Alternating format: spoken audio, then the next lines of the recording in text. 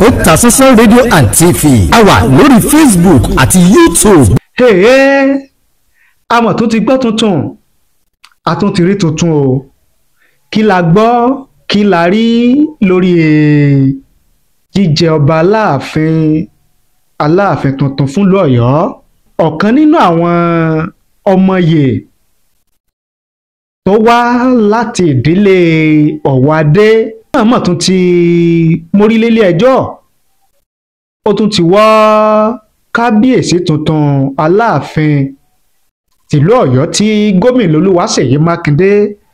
tó gbé ọ̀pá àṣẹ àtiwé ẹ̀rí fún. Ó ti wọ́ wọn lọ sílé ẹjọ́ o. Ọwọ́ kábíyèsí tuntun ọba Abímbọ́lá Akeem Ọ̀wádé ọwọ́ lọ sílé ẹjọ́. Ọwọ́ gómìnà Olúwaṣèyí Mákindé gómìnà ìpínlẹ̀ Ọ̀yọ́ ọwọ́ lọ sílé ẹjọ́. Ọwọ́ agbẹjọ́rò àgbà agbèfọ́ba ní ìpínlẹ̀ Ọ̀yọ́ Anthony General ọwọ́ lọ sílé ẹjọ́. Ọwọ́ iléeṣẹ́ ìjọba tó ń rí sí ìdàgbàsókè ìjọba àbílẹ̀ àti ọ̀rọ̀ oyè jíjẹ nípínlẹ̀ Ọ̀yọ́ ọwọ́ lọ sílé ẹjọ́. Ọwọ́ àwọn ìgbìmọ̀ afọbajẹ nílùú Ọ̀yọ́ gangan ọwọ́ wọn lọ sílé ẹjọ́. Kódà àtúngbọ́pọ̀ tún wọ́ ọmọọba Lukman Gbádégẹṣin owó náà lọ sílé ẹjọ́. Kí wá ní ìdí tí ọmọọba Ismail Ọ̀wádé Ọlámilékan kí ló rí tó fi wọ́ ọba tuntun kábíyèsí ọba Abímbọ́lá Akeem Ọ̀wádé tó fi wọ́ wọn lọ sílé ẹjọ́. Àmọ́ àtúpalẹ̀ ọ̀rọ̀ àlàyé lẹ́kùnrẹ́rẹ́ ohun tó sọlẹ̀ gan-an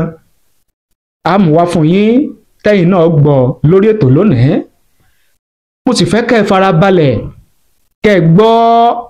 àtúpalẹ̀ ọ̀rọ̀ àti àlàyé yẹn dáadáa kọ́rọ̀ ó lè bá àyè yín torí pé ó ń kọni lóminú. Ó tún ṣe wá jẹ́ pé láti ìdílé Ọ̀wádé iná la tún ti rí ọmọọba tó náà jẹ́ ọ̀kan lára àwọn tí ó gba fọ́ọ̀lù láti bọ́ sórí ìtẹ́ bàbá wọn. Wá jẹ́ pé òun náà lè ó tún wá ń gbé ọmọọba Abímbọ́lá Akeem Ọ̀wádé ó tún wá ń gbé lọ sílé ẹjọ́. Àmọ́ wá fún yín tí ó yé yín dáadáa. Bákan náà ìròyìn kan jáde ní àìpẹ́ yìí wípé ìjọba orílẹ̀-èdè Nàìjíríà wọ́n ti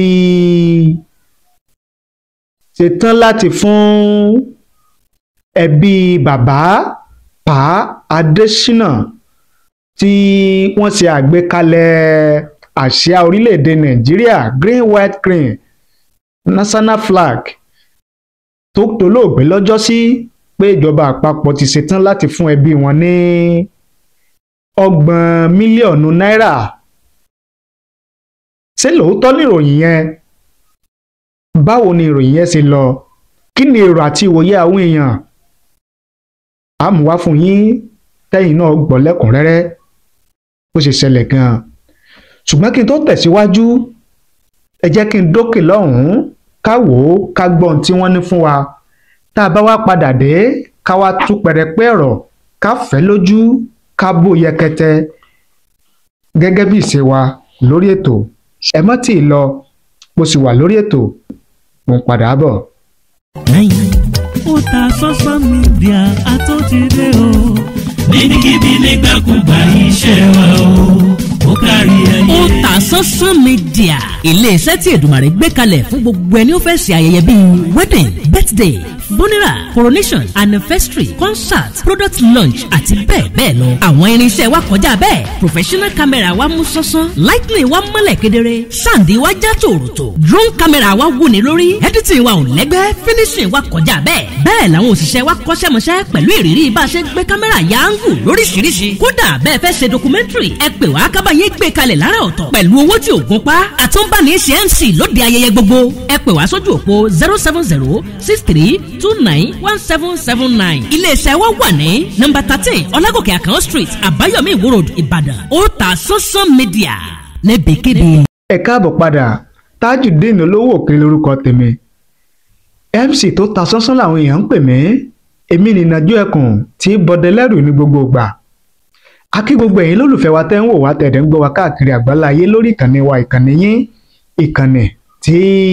ó jẹ́ pé tọmọdé tàgbà ló fẹ́ gbọ́ bá mi kọ́ torí pé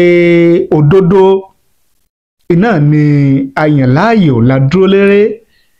iná ni àyàn láàyò la dúró lé lórí ìkànnì wa ló jẹ́ pé tọmọdé tàgbà ni wọ́n fẹ́ gbọ́ wa ni wọ́n fẹ́ wò wá ẹ ṣé o ojú tẹ́ fi ń wò wá kò ní fọ́ etí tẹ́ fi ń gbọ́ wa kò ní di láṣẹ Èdùmàrè Yorùbá bá máa ń sọ wípé ọwọ́ tó bá ṣẹ́gun sí ló yẹ kọ́jọ́ bẹ̀rẹ̀ èmi àti yín àní ṣàṣedànù àní ṣàṣeré àní ṣàṣejẹ lágbára dẹ́dá ọwọ́ wa báyìí láfi gbárí ayé wa láṣẹ Èdùmàrè gẹ́gẹ́ bí a ṣe wá pàjùbà rẹ̀ níbẹ̀rẹ̀ ètò nínú àwọn kókó tí a mú wá fún yín ìròyìn jáde wípé ọmọọba Ismail Ọlámilékan Ọ̀wádé tó jẹ́ pé nínú ẹbí Ọ̀wádé tí í ṣe ẹbí ẹni tí ọmọọba tí gómìnà Olúwaṣèyí Mákindé gómìnà ìpínlẹ̀ Ọ̀yọ́ tó kéde tó gbé ọ̀pá àṣẹ àti ìwé ẹ̀rí fún gẹ́gẹ́ bí ẹni tí ifá mú tí fáyàn tí ó gorí ìtẹ́ àwọn bàbá rẹ̀ ìyẹn Abímbọ́lá Akeem Ọ̀wádé ó wá yanilẹ́nu bó ṣe jẹ́ pé nínú ẹbí kábíyèsí tuntun yìí aláàfin tuntun yìí náà ni a ti wá rí ọmọọba tó náà jẹ́ ọ̀kan nínú àwọn ọmọọba tí ó gba fọ́ọ̀mù tó jáde tó wù láti bọ́ sórí ìtẹ́ aláàfin tìlú Ọ̀yọ́ ìtẹ́ bàbá wọn ìyẹn ọmọọba Ismail Ọlámilékan Ọ̀wádé tó wá jẹ́pò náà ló tún wá pe kábíyèsí tuntun yìí lẹ́jọ́ ló tún gbé wọn lọ sílé ẹjọ́ kì í wá ṣe kábíyèsí ọba Abímbọ́lá Akeem Ọ̀wádé nìkan ni ọmọọba Ismail Ọlámilékan Ọ̀wádé ló pè lẹ́jọ́ lọ́wọ́ lọ sílé ẹjọ́ ó pe gómìnà Olúwaṣèyí Mákindé gómìnà ìpínlẹ̀ Ọ̀yọ́ ó pè lẹ́jọ́ ó wọ́ lọ sílé ẹjọ́ ọwọ́ ẹni tí í ṣe agbèfọ́ba nípínlẹ̀ Ọ̀yọ́ Anthony General ó wọ́ lọ sílé ẹjọ́ ọwọ́ iléeṣẹ́ ìjọba ìpínlẹ̀ Ọ̀yọ́ tó ń rí sí ọ̀rọ̀ ìjọba àbílẹ̀ àti oyè jíjẹ nípínlẹ̀ Ọ̀yọ́ ó wọ́ lọ sílé ẹjọ́ ọwọ́ àwọn afọbajẹ àwọn Ọ̀yọ́mèsì ìgbìmọ̀ afọbajẹ nípínlẹ̀ Ọ̀yọ́ ọwọ́ wọn lọ sílé ẹjọ́ ọwọ́ kábíyèsí tuntun tí wọ́n ṣẹ̀ṣẹ̀ kéde tó ṣẹ̀ṣẹ̀ gba ọ̀pá àṣẹ ọba Abímbọ́lá Akeem Ọ̀wádé ọwọ́ wọn lọ sílé ẹjọ́ ó sì wọ́ ọmọọba Lukman Gbádégẹṣin owó náà lọ sílé ẹjọ́ báwo ni kí wàá ní àwíjàre kí ni ó wà nínú ìwé tí ọmọọba Ismail Ọlámilékan Ọ̀wádé nítorí tó fi wá àwọn èèyàn yìí tó fi wá wọn lọ sílé ẹjọ́ ìwé ìròyìn gbé ìwé ìròyìn kọ tí mo sì fẹ́ mú wá fún yín torí pé ẹ ti mọ̀ wá lórí ìkànnì yìí wípé n tó bá lẹ́sẹ̀ ńlẹ̀ n tó bá lẹ́rìí tí a lè fi gbé lẹ́sẹ̀ n tá bá mú wá iná ni a máa mú wá sórí ìkànnì yìí ẹ wá jẹ́ kí n mú wá gẹ́gẹ́ bí ìròyìn ṣe gbé bí ìròyìn ṣe kọ kó mọ́ dàbí àhesọ lásán wọ́n ní one of the 82 aspirants for the Aláàfin of Ọ̀yọ́ stole Prince Ismail Ọ̀wádé has initiated legal action against Ọ̀yọ́ State Governor Ṣèyí Mákindé, challenging the governor's decision to engage Professor Wande Abimbola to consult the Iva Oracle in determining the next Aláàfin of Ọ̀yọ́. In his suit, marked HOY/04/2025 and filed at the Oyo State High Court. Owade, a kinsman of the newly appointed Aláàfin Ọba Hakeem Owade, decried the appointment of Professor Abimbola as strange, unknown to Oyo native law and custom, arguing that it violated both the chief's law of Oyo State year 20,000 and the registered Aláàfin Chieftaincy Declaration of 1961. Owade is seeking a court declaration that the step taken by Governor Makinde is invalid, illegal, null, and void. The suit, filed by his counsel, BP Ogundele, dated January 28, 2025, lists Prince Ismail Olamilekan Owade as the claimant, with the defendant including the Governor of Oyo State, Attorney General of Oyo State, the Commissioner for Local Government and Chieftaincy Affairs, Prince Abimbola Owade, Prince Lukman Gbadegesin, Chief Yusuf Layinka, the Basorun of Oyo, and 14 others. Owade contends that if consulting the Ifa Oracle is deemed necessary, the responsibility should fall to the Baba Iyaji of Oyo, who alongside the Oyomeshi and the Oluwo Aláàfin should be responsible for performing the consultation. He argues that the governor has no authority to engage Professor Abimbola for this purpose. He prays for a declaration by his honorable court that the appointment of Chief Professor Wande Abimbola to consult Ifa divination for the appointment of the Aláàfin of Oyo by the first defendant is strange, unknown to Oyo native law and custom, and not in accordance with the chief's law of Oyo State year 2000 and the registered Aláàfin Chieftaincy Declaration of 1961. Consequently, it should be declared invalid, illegal, null, and void. End of quote. Additionally, Owade seeks an order to annul the appointment, approval, and presentation of Oba Hakeem Owade as Aláàfin of Oyo, arguing that the process violated the chief's law of Oyo State year 2000 and the registered Aláàfin Chieftaincy Declaration of 1961. He also requests an interlocutory injunction to restrain Hakeem Owade from being presented as the Aláàfin of Oyo by the Oyo State Governor on April 4, 2025. This request is based on the exclusion of the Baba Iyaji, who, under the Aláàfin Chieftaincy Declaration of 1961, is responsible for presenting the most qualified candidate to the Kingmakers. Owade further demands an injunction preventing Prince Lukman Gbadegesin from parading himself as the Aláàfin of Oyo, noting that the Basorun of Oyo also excluded the Baba Iyaji in the appointment process, which is contrary to the chief's law of Oyo State year 2000 and the registered Aláàfin Chieftaincy Declarations of 1961.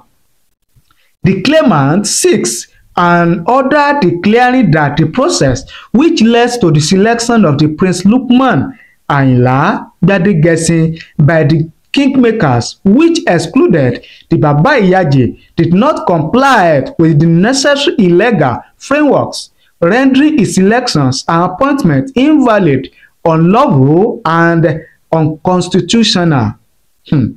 Furthermore, Owade is asking the court to affirm the process conducted by Baba Iyaji, which led to his nomination as the leading candidate for the Aláàfin stool, as the valid, lawful, and constitutional procedures. He is requesting that the court mandate the kingmakers Oyomeshi to complete the process under the guidance of Baba Iyaji. Gẹ́gẹ́ bí ìròyìn yẹn bí wọ́n ṣe kọ òun náà la mú wá fún yín yẹn, ṣùgbọ́n gbogbo tí ìròyìn yẹn ń sọ ká mú wá fún yín lédè Yorùbá díẹ̀ òun náà ni wípé ọmọọba Ismail Ọlámilékan Ọ̀wádé tóun náà jẹ́ ọ̀kan nínú àwọn 82 ọmọọba tí wọ́n jáde láti fìfẹ́ hàn láti di Aláàfin tìlú Ọ̀yọ́. Ó pe gómìnà ìpínlẹ̀ Ọ̀yọ́ Olúwaṣèyí Mákindé, kọmíṣánná fún ọ̀rọ̀ ìjọba ìbílẹ̀ àti oyè jíjẹ nípínlẹ̀ Ọ̀yọ́, kábíyèsí tuntun tí wọ́n ẹ̀sẹ̀ kéde ìyẹn ọmọ Abímbọ́lá Akeem Ọ̀wádé àti ọmọọba Lukman Gbádégẹṣin. Ó pè wọ́n lẹ́jọ́ àti àwọn 14 míì ni ọmọọba Ismail Ọlámilékan pè lẹ́jọ́. Kí ló fi pè wọ́n lẹ́jọ́? Ó ní wípé ó pe gómìnà Olúwaṣèyí Mákindé lẹ́jọ́ gẹ́gẹ́ bí gómìnà ìpínlẹ̀ Ọ̀yọ́ tí ó gbé ọ̀pá àṣẹ àti ìwé ẹ̀rí fún ọmọọba Abímbọ́lá Akeem Ọ̀wádé tó gbé ọ̀pá àṣẹ fún gẹ́gẹ́ bí Aláàfin tìlú Ọ̀yọ́ tuntun. Ó pe gómìnà lẹ́jọ́ wípé ọ̀nà tí gómìnà tí ó gbà kàn sí ọ̀jọ̀gbọ́n Wádé Abímbọ́lá láti dífá tí yóò mú Aláàfin tuntun pé kò bófin mu, torí pé kò sí nínú ìlànà oyè jíjẹ ìwé òfin oyè jíjẹ ti ìpínlẹ̀ Ọ̀yọ́ tọdún 2000, kò dẹ̀ sí nínú ìlànà jíjẹ ìwé ìlànà jíjẹ ọba Aláàfin tìlú Ọ̀yọ́ tọdún 1961, pé àwọn ìwé méjèèjì yẹn àlàkalẹ̀ méjèèjì yẹn kò fi síbẹ̀ pé gómìnà ní ó máa kàn sí ẹni tí ó dífá, wípé tó bá kàn jẹ́ pé wọ́n fẹ́ lo fálòótọ́ wọ́n fẹ́ dífá, wípé ojúṣe àwọn Ọ̀yọ́mèsì ni, léyìí tí Bàbá Ìyájì tí yóò sì wà ń bẹ̀, ìyẹn tí í ṣe olórí ọmọ ọba ìpínlẹ̀ tí í ṣe olórí ọmọ ọba Aláàfin ìlú Ọ̀yọ́ ó gbọ́dọ̀ wà níbi tí wọ́n ó ti dífá, àti wípé Bàbá Ìyájì òun ni ó lẹ́tọ̀ọ́ gẹ́gẹ́ bí àlàkalẹ̀ jíjẹ Aláàfin ìwé ìlànà jíjẹ Aláàfin tọdún 1961 bó ṣe là kalẹ̀, pé Bàbá Ìyájì ni yóò ṣe kí ni o, òun ni yóò mú ọmọ yè tó bá perégedé jùlọ fún àwọn Ọ̀yọ́mèsì. Ó ní ṣùgbọ́n gbogbo ìlànà tí wọ́n lò láti kéde ọmọọba Akeem Abímbọ́lá Ọ̀wádé kò bá ìlànà tó wà nínú òfin jíjẹ Aláàfin tìlú Ọ̀yọ́ tọdún 1961 kò bá mu rárá. Ó wá rọ ilé ẹjọ́ pé kí ilé ẹjọ́ ṣe kí ni o, kó fagilé yíyàn kíkéde ọmọọba Akeem Abímbọ́lá Ọ̀wádé gẹ́gẹ́ bí Aláàfin tuntun. Kò fi mọ́ níyẹn nìkan, ọmọọba Ismail Ọlámilékan ó tún ní kí ilé ẹjọ́ kán bá wọn paláṣẹ kán bóun paláṣẹ fún ọmọọba Lukman Gbádégẹṣin láti dẹ́kun máa pera rẹ̀ ní Aláàfin tuntun,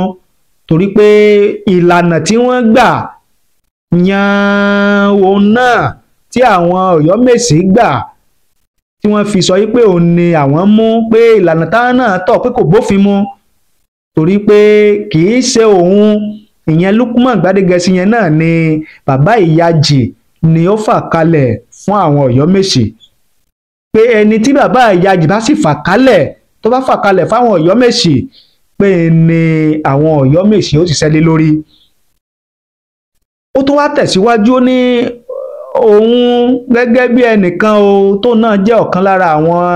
ọmọ ọba 82 tí wọ́n fìfẹ́ hàn láti bọ́ sórí ìtẹ́ Aláàfin tìlú Ọ̀yọ́, pé kí ilé ẹjọ́ pa dandan fún àwọn ìgbìmọ̀ Ọ̀yọ́mèsì àwọn afọbajẹ láti jẹ́ pé kí ìgbésẹ̀ àti ìlànà tí wọ́n ń tọ̀ ní tó bó ṣe wà nínú ìwé àlàkalẹ̀ ìwé yíyan ọba Aláàfin tuntun tọdún 1961 kí wọ́n tọ ìlànà yẹn bó ṣe tó àti bó ṣe yẹ. àtàwọn àwíjàre míì òun náà ni ọmọọba Ismail Ọlámilékan Ọ̀wádé ló kọ gẹ́gẹ́ bí a ṣe mú wá fún yín yẹn. nítorí wá ń kọni lóminú ń bẹ̀ ni wípé ó ṣe wá jẹ́ kí ló wà ń bẹ̀ kí ni ìdí tó tún fi wá jẹ́ wípé nínú ẹbí Ọ̀wádé kan náà tó jẹ́ wípé tí gómìnà Olúwaṣèyí Mákindé tó kéde ìyẹn ọmọọba Abímbọ́lá Akeem Ọ̀wádé gẹ́gẹ́ bí Aláàfin tuntun fún Ọ̀yọ́ ó ti wá jẹ́ pé nínú ẹbí yẹn náà òun náà la tún ti wá rí ọmọọba míì ìyẹn Ismail Ọlámilékan Ọ̀wádé tóun náà tún wá ń jáde tó tún wá ń pẹjọ́ pé ìlànà tí wọ́n fi kéde ọmọọba Abímbọ́lá Akeem Ọ̀wádé o kò bófin mu kò tẹ́ ń lọ́rùn torí pé kò bá ìlànà mu. ibi tó ti ń kọ wá lóminú nìyẹn. pé ṣé kìí ṣe pé bóyá kankan míì wà ń bẹ̀ ṣé kìí ṣe pé bóyá pé ọ̀rọ̀ kan wà ń bẹ̀ tó jẹ́ ọ̀rọ̀ inú ilé tó jẹ́ ọ̀rọ̀ inú ẹbí Ọ̀wádé gangan tí irú kan báyìí tó fi ń wáyé ìyẹn ni ò tí ì yé wa. tí a bá pè lógun abẹ́lé tá a bá pè nínú ogun inú ẹbí tá a bá pè lógun inú ilé ogun òdílé sẹ́rí wípé ó jọ bẹ́ẹ̀ torí pé nínú ẹbí Ọ̀wádé kan náà ni látún ti rí ẹni tó tún pẹjọ́ wípé ìlànà tí wọ́n fi yan ọmọọba Abímbọ́lá Akeem Ọ̀wádé gẹ́gẹ́ bí ẹni tí ó gorí àpèrè Aláàfin tìlú Ọ̀yọ́ wípé kò bófin mu. sẹ́rí kó lágbára. tá a gbọ́ rèé o bí nǹkan bá ṣe ń lọ bọ́rọ̀ bá ṣe ń lọ nílé ẹjọ́ àmọ́ wá sórí ìkànnì yìí láti wá máa fi tó yín létí kẹ́ ẹ lè mọ bí nǹkan ṣe ń lọ. àwọn èèyàn ń pè wá wọ́n bi wá léèrè yìí pé ìgbà wo ni kábíyèsí tí gómìnà Olúwaṣèyí Mákindé tó gbé ọ̀pá àṣẹ fún tó gbéwèé ẹ̀rí lé lọ́wọ́ ìgbà wo yín yóò dé ìgbà wo ni yóò ti Canada dé láti wá wọ̀pẹ̀ gbé láti wá sí tọ́tọ́ àti tọ́yẹ gẹ́gẹ́ bí àṣà àti ìṣẹ̀ṣe ìlú Ọ̀yọ́. lọ́wọ́lọ́wọ́ bá a ṣe ń sọ̀rọ̀ yìí bàbá sì wà ní ìlú Canada o kábíyèsí Abímbọ́lá Akeem Ọ̀wádé Aláàfin tuntun bàbá sì wà ní Canada bàbá ń gba fẹ́rẹ̀ Canada lọ́wọ́ o. tá a bá ti wá gbọ́ tuntun tá a bá ti rí tuntun lórí ìrìn àjò bàbá kábíyèsí Aláàfin tuntun fún Ọ̀yọ́ ọba Akeem Abímbọ́lá Ọ̀wádé a wá sórí ìkànnì yìí láti wá máa fi tó yín létí kẹ́lẹ́ mọ bó ṣe ń lọ àti bó ṣe ń ṣẹlẹ̀. tẹ́yìn ò bá wá tí subscribe sórí ìkànnì yìí a jẹ́ pé kẹ́ ẹ má fàsìkò ṣòfò ẹ tètè lọ subscribe ẹ tẹ subscribe button bí mo ṣe ń sọ̀rọ̀ yìí tẹ́ ẹ bá ti tẹ subscribe button kẹ́ ẹ sì tẹ notification bell ìyẹn aago rán mi létí kẹ́ ẹ lè máa láǹfààní láti máa rí wa wò láti máa gbọ́ wa tá a bá ti mú tuntun wá fún yín lóòrèkóòrè tá a bá ti mú tuntun wá fún yín lórí ìkànnì yìí kẹ́ ẹ lè láǹfààní láti máa gbọ́ láti máa mọ̀. ẹ ṣé o bẹ́ẹ̀ ṣe ń wò wá ẹ ṣé bẹ́ẹ̀ ṣe ń gbọ́ wa ẹ sì má gbàgbé láti bá ní pín ẹ bá ní share rẹ̀ sórí àwọn social media platform tẹ́ bá ń lò